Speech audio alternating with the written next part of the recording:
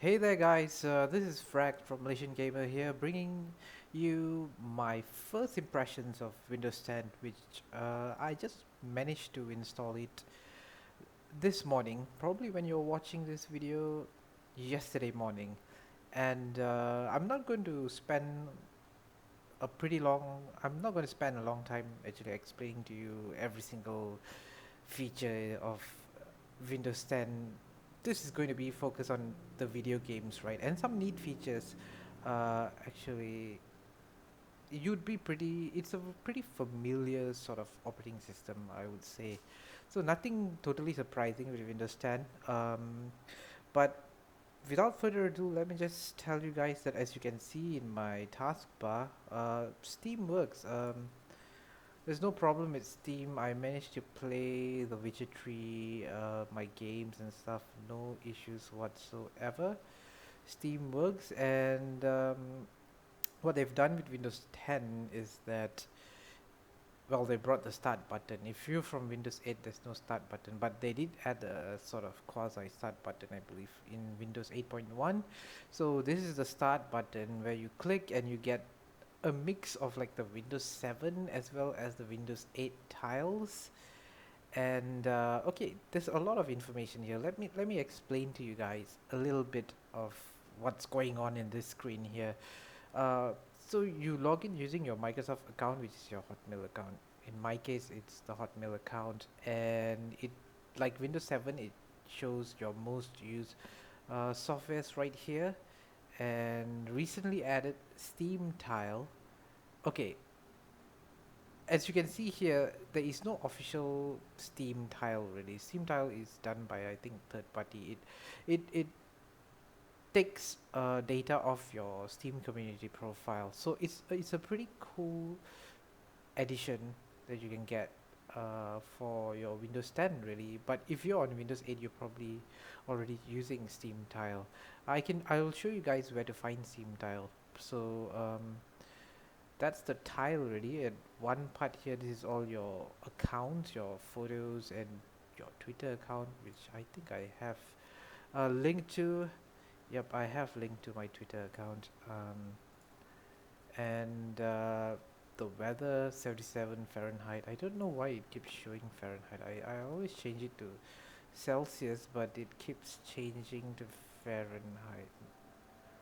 There must be some sort of setting that.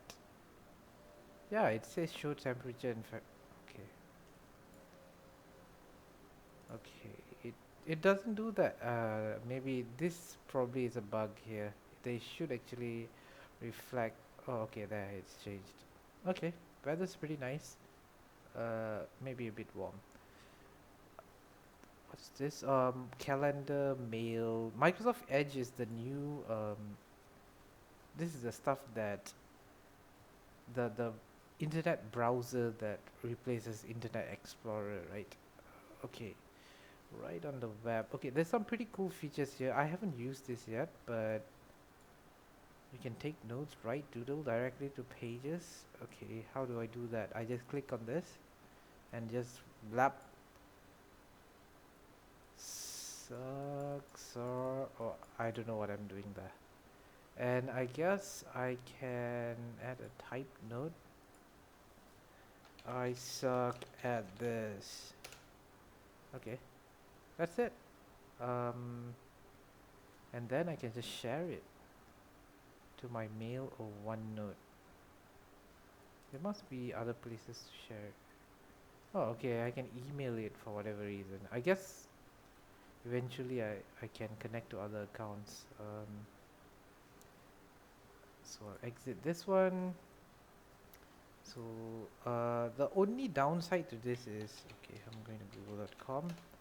The only downside, okay, I should go to malaysiangamer.com, is that there is no right click to save, which is like a big thing. Let's say for instance this, I want to right click, I can't save link as or open link as or whatever.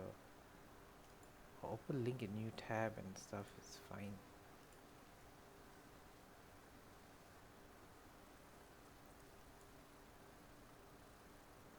Okay, so Edge is a lot better than Windows. I mean, it's a lot better than Internet Explorer, definitely, without a doubt. But it's missing some of those basic features, like the right click to save and stuff. Like I can actually, yeah, you see, you can copy, save picture. Or can I save link? I can't save link as. I think save link as is the stuff that is not available. So that's Edge. You probably won't be using Edge much anyway until they improve it. It's pretty fast. I must say it's pretty fast. It's smooth. Like sometimes I guess Chrome has got a little bit bloated. Uh, it's pretty fast. This is Bing. Oh, this is MSN Newsfeed. All right. So that's Edge. That's the new Internet Explorer. Um, I showed you guys everything here. Okay, so how do you get the Steam tile? The new Microsoft Store. There's a lot of cool stuff. VLC for Windows 8. Actually, I don't know what's the difference between this and the normal VLC. Okay, anyway, they're calling programs as apps, which is kinda, I don't know. I suppose it's very mobile uh, aware. It is a really mobile sort of thing to call your programs as apps. Top paid games, yeah, they're selling games already. Mostly, again, mobile sounding names. Mobile sounding games. So Steam Tile, I mean, just search your Steam Tile and you got it. Voila, Steam Tile. This thing is really cool. If you are from Windows 7 and you want to have that feature where you can display your favorite games there and tells you like how many hours you've played and like your total amount of achievements. If you do click it, if you click on any of this, it launches Steam Tile and launches the game after that. um, it's not the best game launcher though, because it does the whole thing where it launches Steam Tile first and then the game. Anyway, yeah, that's that. Of course, the big deal about gaming on Windows 10 is that they've been talking about the the integration with Xbox, right? You have one account that you use, and it's integrated with Xbox, and you can play Xbox games stream to your Windows 10 desktop, which I suppose not many people have an Xbox One here, but I'm sure there are a lot of people who have Xbox Ones. So you guys would find it pretty useful, but to me, like, it really doesn't support the other games. You can use other games, launch other games really, but it doesn't track anything from your game. You can take screen captures and stuff. I'll show you guys some examples of that. Of course, there's nothing on my home screen. This is yeah, this is my profile. Actually, if you don't have an Xbox, if you have a Games for Windows Live account, that would have been updated to an Xbox Live account, and somehow or other Windows 10 is pretty smart of in extracting all your accounts, and it just manages to automatically just sign into my old Games for Windows Live account.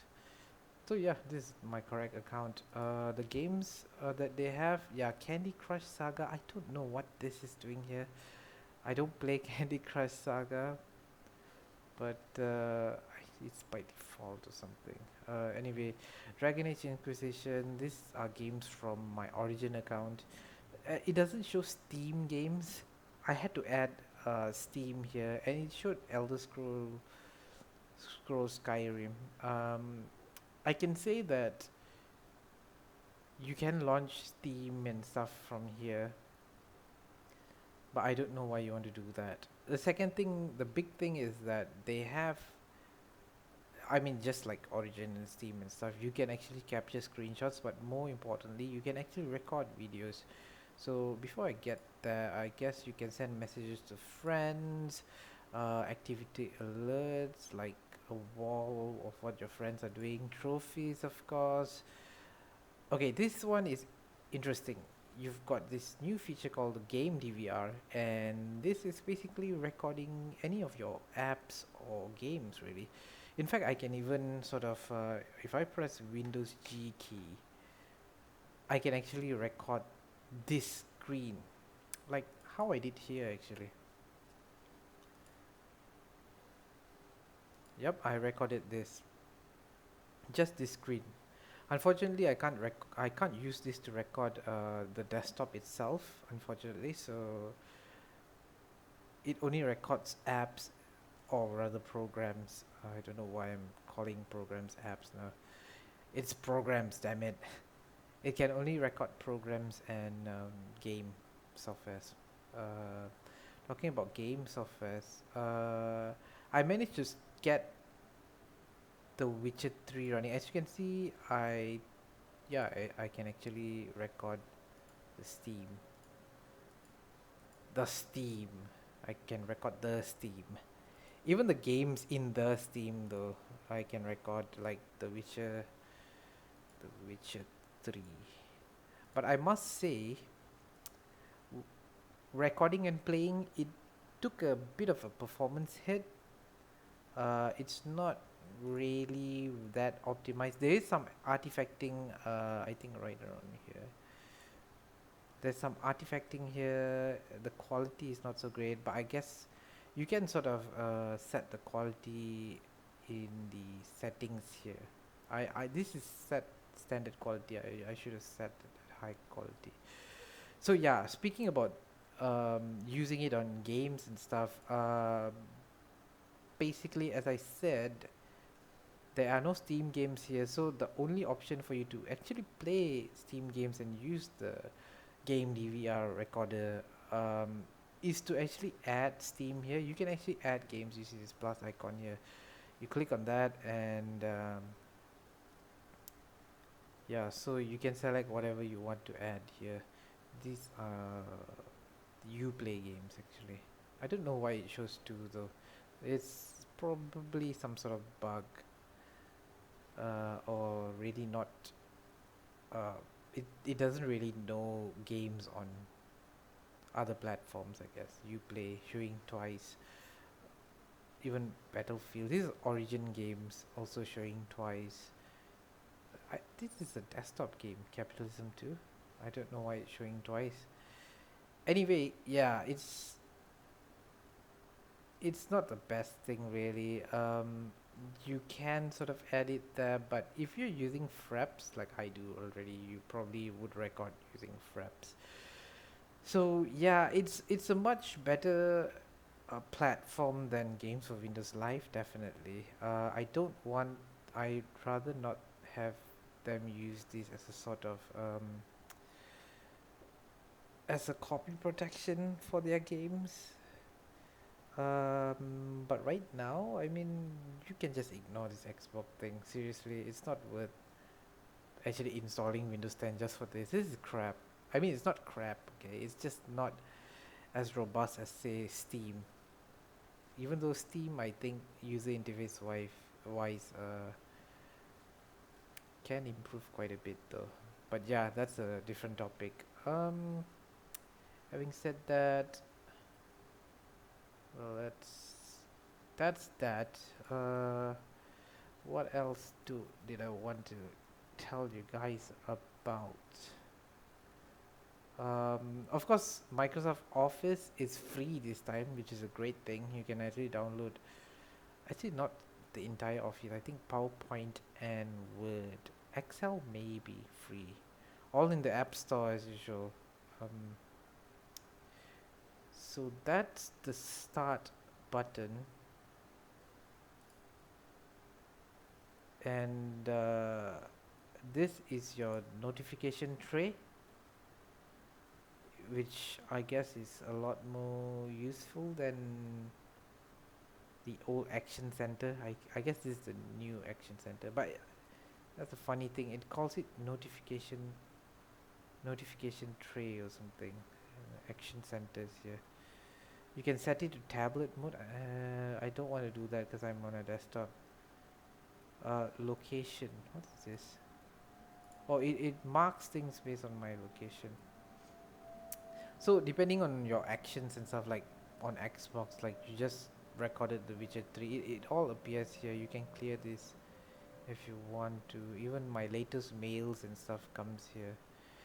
Quite useful. I can just check here. I don't need to like go to my Hotmail to check out my mail, so I can just clear this up. I don't need that. All right.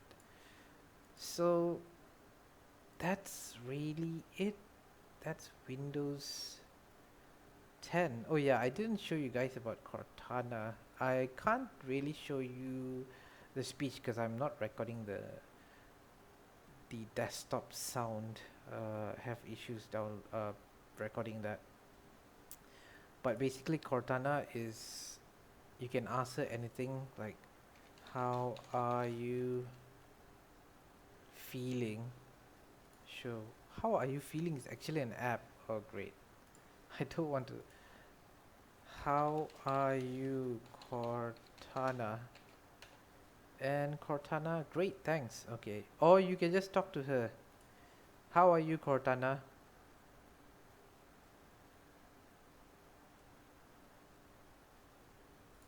How you doing today, Cortana?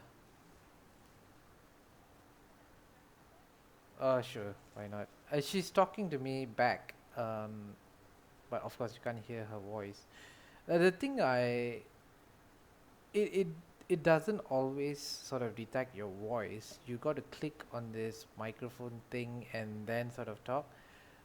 You can actually set it to like, "Hey Cortana," so it's something like Siri, right? You have that specific phrase where if you say that into your microphone, it then activates Siri. So in Cortana's case, I think it's "Hey Cortana."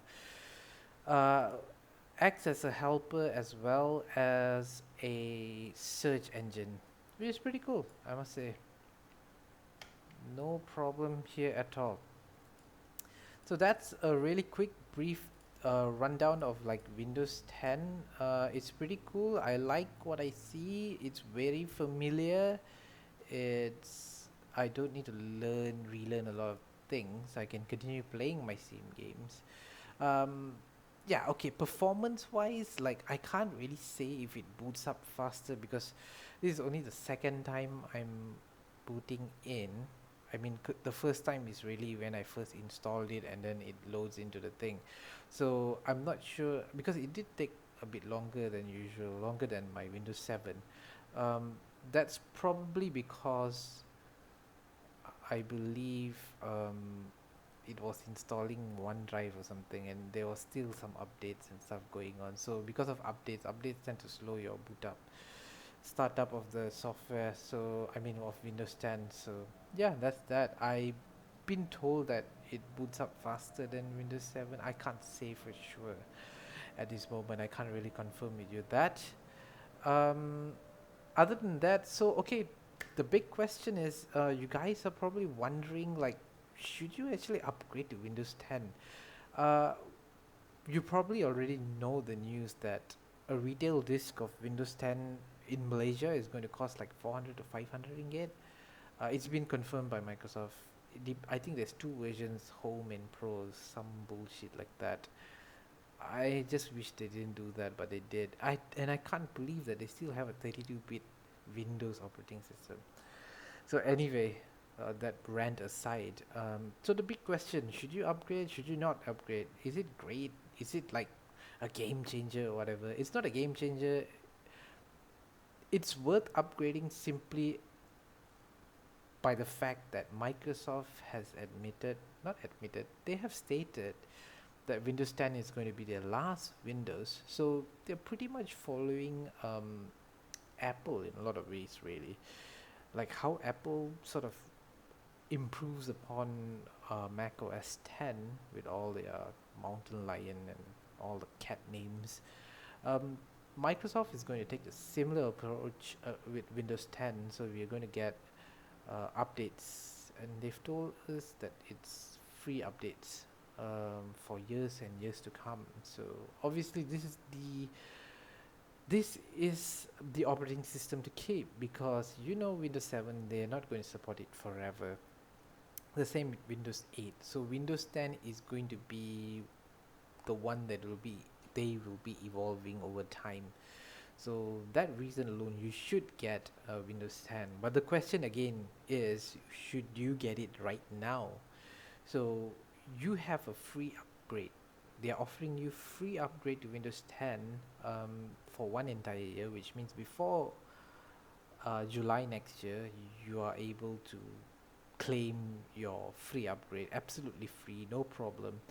One thing I must notice, if you guys follow my Facebook page, the get Windows 10 notification thing using Windows Update from your Windows 7, a lot of people have issues with that, the auto update into Windows 10.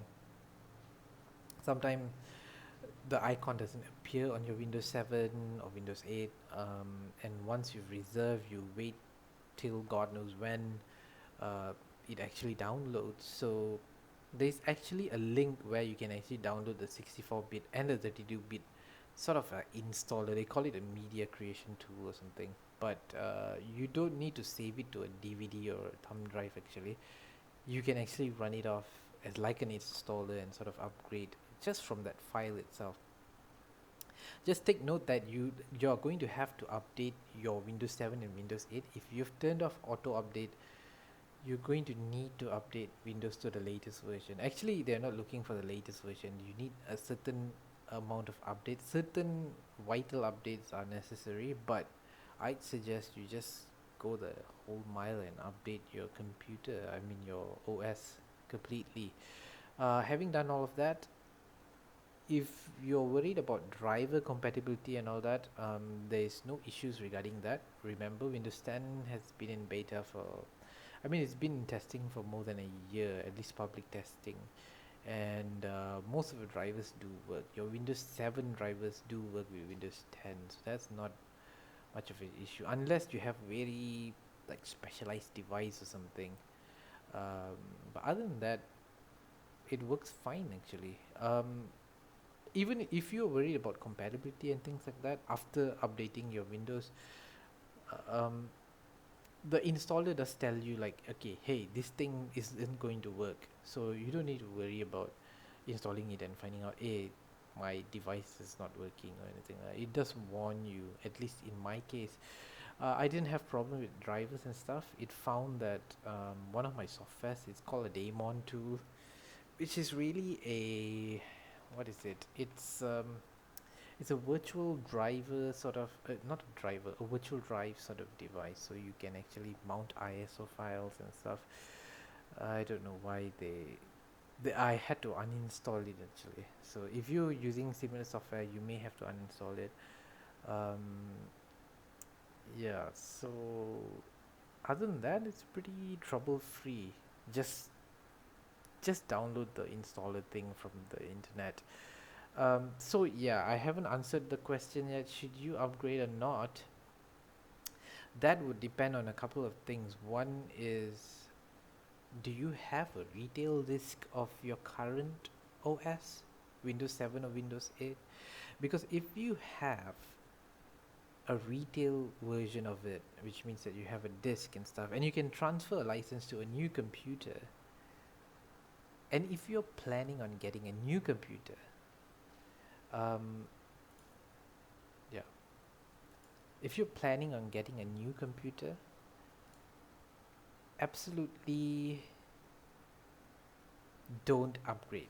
The reason why I say that is that because you only have one claim, all right, can only upgrade one machine, one CD key, really, right? You won't get to claim two.